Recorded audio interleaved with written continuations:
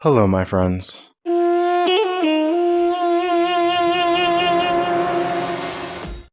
Today I wanted to talk about why I use magic with a K in it. Because more so, people usually think that when someone uses magic with a K in it, they really enjoy 100% what Aleister Crowley had to say. And though I do believe that Aleister Crowley was a dickhead, but had some good points about some of the stuff he said, he was a pretty good magical and occult philosopher and did pioneer a lot of understandings and did have his hands in a lot of pie.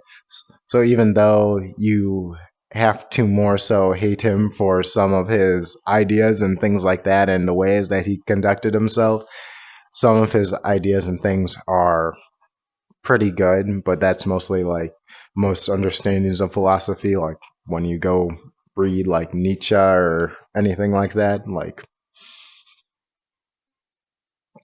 yeah, they had some good thoughts, but my God, were they doing some weird shit on the side. Anyway, I I do use magic with a K in order to represent occults occult magic.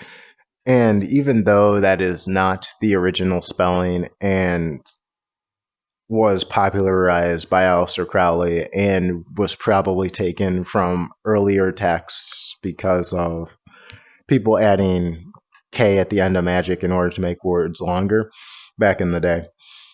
I find it to be a very good form of separation from the mundane understandings of everything else. Is a good separation between the mundane and occult things, like how in ritual, when you want to get out of the mundane, you wear different ritualistic clothes, and those ritualistic clothes bring your mind into a different place. That's the same thing I feel with the word magic. Be, by incorporating the Morse OK, it separates it off from the rest of our understandings of magic, from like Disney magic, which I would definitely use a C at the end of, and like Magic the Gathering, which is a pretty good card game, or like when you play RPG games or whatnot and they refer to their systems as magic. It's a separator between those aspects of the world so you can have a more clear cut, documented form of what you're talking about. So, like, if you're going to search things on Google and whatnot, and you include magic with a K, you're going to get a lot of occult stuff. But if you just go search magic with a C, you're going to have to fight over stage magic performers and magic in video games to find actual occultism. And this problem does seem to be a lot more apparent when we're talking about magic, like in English, because when you type in like